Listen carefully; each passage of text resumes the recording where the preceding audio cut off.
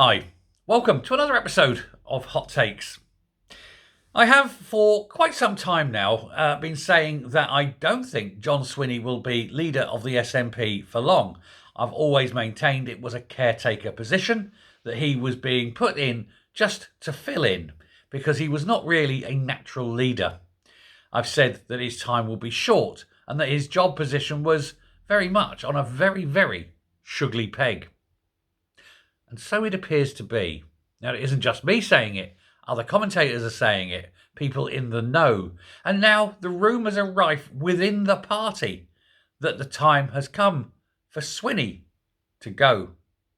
You had the firmness of the Sturgeon era quickly replaced by what can only be described as the chaos of the Humza Yousaf era. And then last May, Yousaf went because of his inability to be a leader, and they put in probably the worst person they could, John Swinney, the dinosaur, yesterday's man, a man who was rubbish as leader the first time round and is certainly rubbish as leader this time round.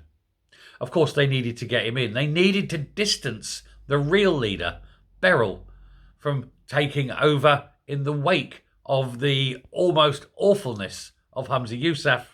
So by putting Swinney in, you create that gap. And then when Flynn does step in, it'll seem like a breath of fresh air. And of course, they needed time to change the rules to allow Flynn to become leader. Not allowed to do it from Westminster under the current rules. But of course, change the rules. Hey, away you go. Job's a good one. And that is indeed what they've done. Now, doubts are rife within the party as it heads off to its conference. Be going to its conference next week, is it? Or the week after? Soon. And it's doubtful whether Swinney will last to the end of the conference. I think certainly Christmas will see him condemned, like so many of them, to memory, to the dustbin of history. And no one, I think, will mourn his passage. Because his passage, his passing, or his passage, who knows? Because his tenure as leader has been almost completely useless. He's watched the party die of 1,000 cuts.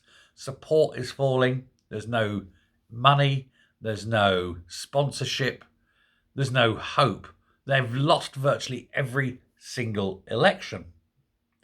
And indeed, there is, how can we say, an air, I suppose, of acceptance that the rot has set in. And some are actually outright saying that the defeat at the general election is a good thing because it allows them the excuse to get rid of Swinney without the embarrassment of having to stab a leader in the back. They can just simply say, look, it was bad, we need you to go, we need a new direction, we need a new youthful face. And of course, it's also a case of do it now, get Flynn in, because it's anyone other, of course, than Kate Forbes. She would be unacceptable. So, as I say, he's only been there since May, and already the clock is ticking. He's grabbing his hat and coat and he's diving for the exit, I feel. But, the head of the conference, actually it is this week, isn't it? It's this week. Head of this week's or next week's conference, these reports keep coming up. These rumours are rife. They keep growing and building. The whispers are turning into murmurs, are turning into yells. Please, for the sake of the party, go. Now, it's obviously a party in distress. We've already talked about in the past its finances being in such a parlous state, and how it only through the use of sort of very, very speculative accountancy has it actually shown that it's still an ongoing concern this year. But of course, the money that it's put in this year as an income hasn't been matched by its expenditure. The expenditure will come in next year's accounts. And that, of course, will show that it's a party that is dead on its feet and is probably technically already bankrupt financially. I mean, morally, absolutely. It has been for some time. You've still got the hangovers of Operation Branchform. You've still got Operation Copa. You've still got all the question marks with regards to the corruption, to the cronyism, to the fact that the party seems to be rife with sexual abusers. There's a lot wrong with the party. And when it falls from 40 MPs to 9 MPs, people are starting to talk. And that's where the rumours are coming. And I think the rumours will come to a head at the conference. There is this simmering tension. There is finger pointing. There's factionalisation. There's the them and us majorities. There's the people who back one particular candidate, people who back another particular candidate. Ironically, the one candidate that no one's backing is Swinney himself. He has his little coterie around him. But they also are yesterday's men, aren't they? There's none of them coming up with fresh, new, exciting ideas. How can they? They're stuck in the past. For them, it's still the 1700s. Culloden is still fresh in their memories. It is a very, very bad, sad place to be in the SNP, in the halls of power, especially as they're watching power slip away on a daily basis. A councillor here, an MP there, an SNP member, should there be a by-election, will probably lose as well. Drip, drip, drip. And it's gone. Evaporated. Swinney was brought in. He was supposed to be the unifying candidate. And to be fair, he has. He's unified the party. They all hate him. They all want him gone. They all know his time is up.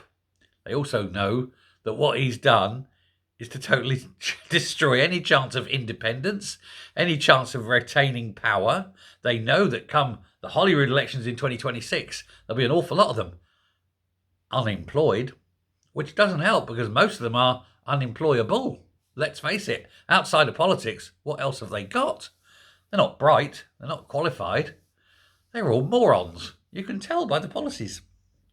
And so the latest surveys are showing that come 2026, the power base shifts. It will unfortunately be very strongly Labour, but the Tories will still be hanging in there. They're going to lose a lot of seats, but Reform will be the big gainer. And it's curtains for the SNP, and it couldn't come, too soon. Couldn't come quickly enough. 17 years of SNP rule, 17 years of failure, 17 years of sheer and utter destruction coming to an end, and with it, Scotland and the people of Scotland can stop, take a deep breath, cleanse their lungs with a new fresh air, and think no more SNP. And it's a good day. It will be a good dawn. One free from the waste, the corruption, the stupidity, the ineptitude, and the dangerous of an SNP government. And Swinney, he's to blame. He's destroyed them. He's absolutely destroyed the SNP, perhaps forever. Well done, John. You've done well. You've risen to the occasion. Let's see if you're gone by the end of conference. Thank you very much. Bye.